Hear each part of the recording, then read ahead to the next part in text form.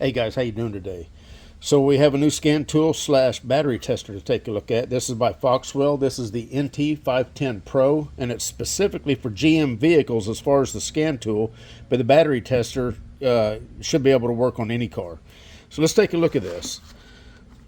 Here's the scan tool. It is a corded tool, and what it comes with is your cord. This is your OBD cord, and then you're going to have your cord that you're going to hook up. Instead of the OBD cord, you're going to hook this cord up for the battery test. And it also has a USB-C to USB-A cord for firmware updates. So this does not have an internal battery, so it powers up whenever you connect it to the vehicle. So just to read the specs off, then we're going to get over there on the vehicle. I've got a 2016 GMC Sierra. We're going to connect this to, and we're going to do the battery test, and we'll also go through the scan tool.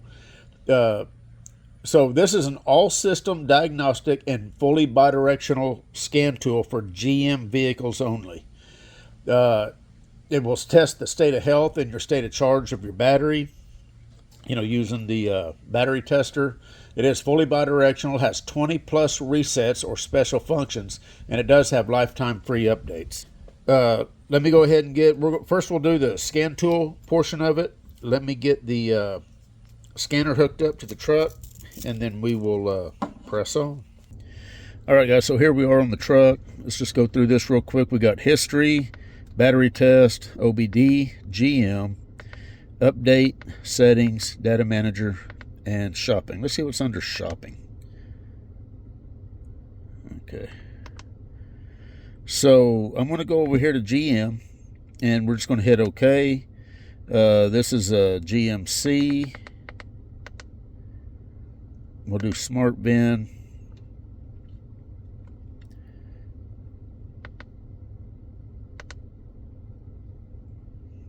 We'll do quick scan. This is the L83 engine. This is the M5U transmission.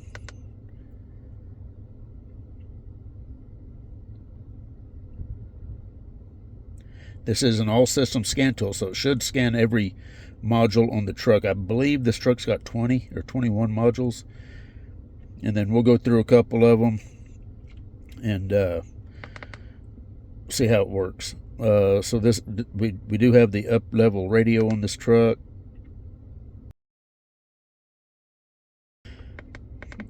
Okay, so we're done scanning. I think, did it find all 21?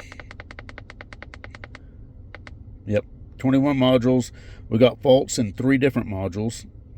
Let's go into the engine control module. That's probably the most important module on the vehicle.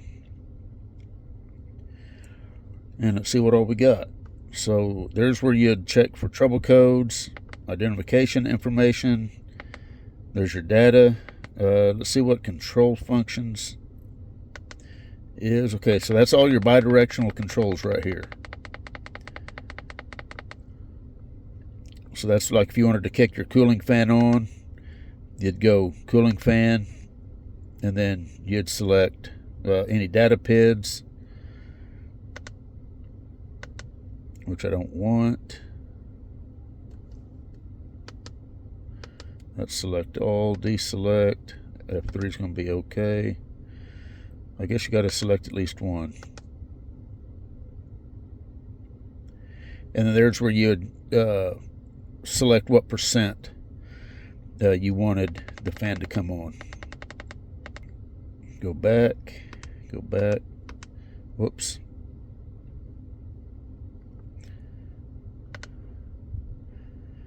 What else do we have here? Control functions, configuration and reset functions. Okay. Learn functions, reset functions.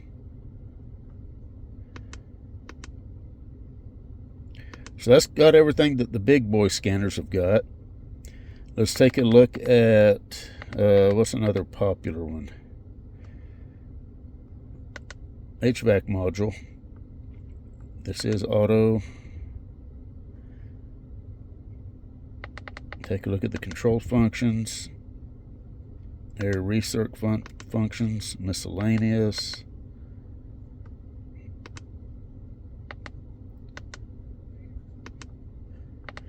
And again, these are the bidirectional controls that you have. Configuration and reset.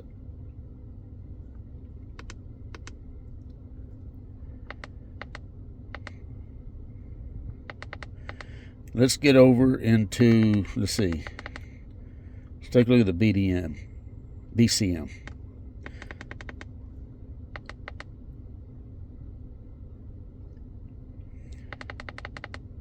And the reason is because I want to do, it's got light emitting diodes. I want to do a bidirectional control just to see if the scan tool will indeed control items. Vehicle, actually we can do windows. Driver window motor. I'm going to hit F3, and then we're going to come over here to, we're going to go down, and it just rolled the window down. We'll do express up. Window is going up. Okay, so the bidirectional control for the windows works fine. Let's go back and let's do, we'll do powered locks. Do we have power locks? Vehicle access, probably. All door locks.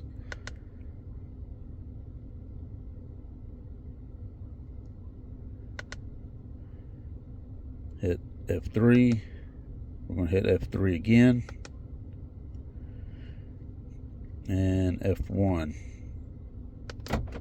And there it is. Got your door locks. So the bidirectional controls appear to work fine. Let's take a look. Oh, you know what? Engine control module. Let's take a look at the data.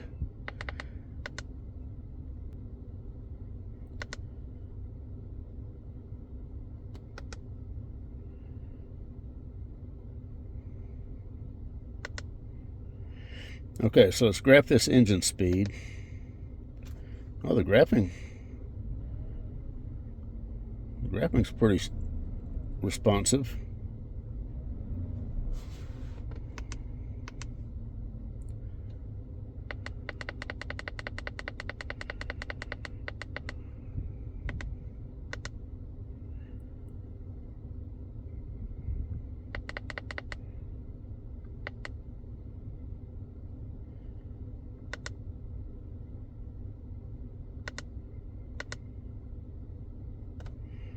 Let's select all. We'll hit F3.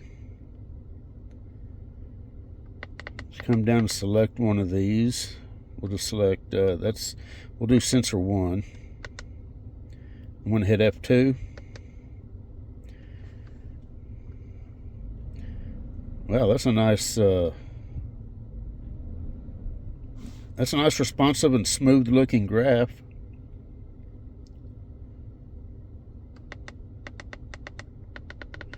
I don't know if you can do anything with it or not, as far as you can pause it.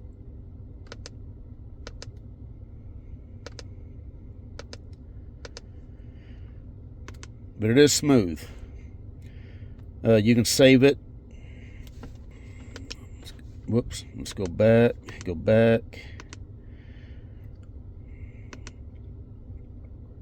Actually, you want to exit, F3.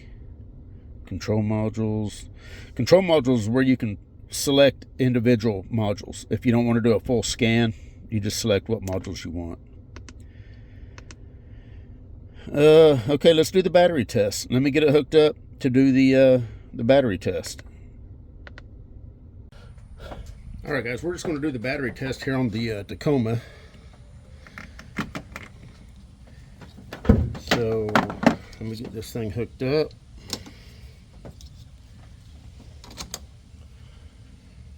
And it should boot up whenever you hook it up. And then we'll go here to battery test, hit OK, hit F3. Now you can either do a separate battery test, cranking test, charging test, or a system test. The system test generally will do all three of these, just one right after the other. So let's do a system test and just go all the way through it. Battery test, hit OK. We are in vehicle. It is a, actually this is an AGM battery. We'll do cold cranking amps, and this is a 710 cold cranking amp battery. So let's see, drop this down to 710,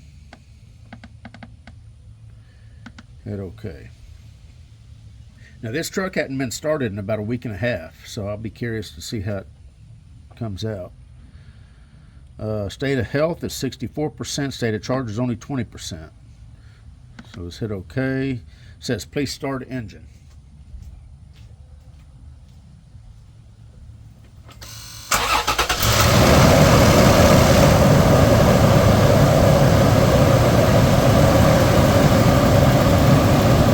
Okay, so the voltage dropped to 10.10 volts and it cranked for 0.86 seconds. Let's do the charging test.